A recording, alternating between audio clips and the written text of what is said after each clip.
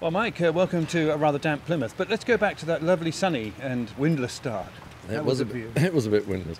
We always knew getting out of the Salient was going to be a real challenge, and what fun. I mean, crisscrossing, ups and downs. We missed out on this one, but we got them now on this one. And Comanche was steaming ahead. We couldn't stay with her. It's perfect for her.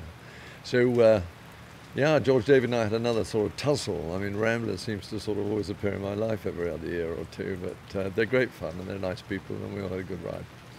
It was slow progress, wasn't it, down the channel? Very. And the hardest part of sailing actually is when there's no wind. I mean, you've really got to work at that. You know, when you're bowling along, it's quite easy and everyone's happy. But when you're actually nitty-gritty, trying to eke out every one dot, it's very hard work. And that went all the way down, really, to Penzance and the Lizard.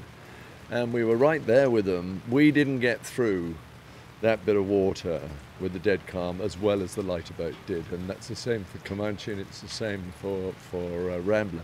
So when we came out under, and I think we were right, we called it, we went under the Scilly Isles. When we were under them, we didn't do badly, but they'd got the edge on us, and that builds and builds. So when we got to the Fastnet Rock, they were coming the other way. I think, right, we're going to get these boys, but it took about 3 hours to get around the Fastnet Rock. So I think they were about 60 miles ahead of us coming back home. And I think they were about 12, 14 miles ahead of us when we finished. So we were pulling in on them all the time, just getting a little bit more breeze. You know, not 6 or 7 and you've got a wind seeker up, but about 12, 14, and then Leopard sort of starts really rolling then. So it was quite exciting all the way back home. I bet it was.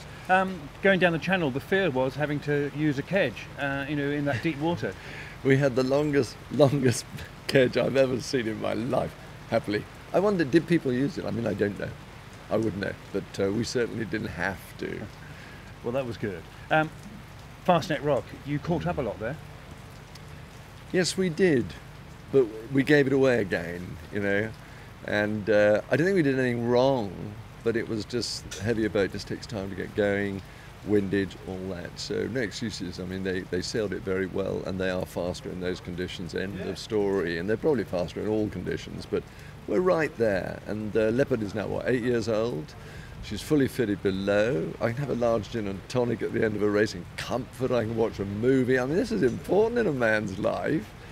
And that all sort of goes against us, obviously. I say she's now about middle-aged, and she's sort of put on a bit of weight. Does this sound familiar? So I've got a middle-aged boat now, but I think she's still a star boat. Yeah, still a star boat. And great to get here to the finish. Do you like the light stuff? Do you like the light fickly ones? I do, because it is exciting. And what we had in the Bicentennial and in the Salient 2 weeks ago, the last Thursday and Friday were just like that, all Mickey Mouse. Why has she gone that way? She got in the air. Ooh, let's follow. No, let's not follow. All this goes on. No, it's quite exciting. I suppose I prefer roaring breeze, because that's the alternative for us. If it's very light, we can stay with them just. If it's really heavy, we probably get the better of them, because we're built a lot heavier. But we didn't see any of that, and we didn't expect to, and one day it might happen, we'll see. Well, welcome to Plymouth, Mike, and a great Thank you. Nice to be here again. Cheers.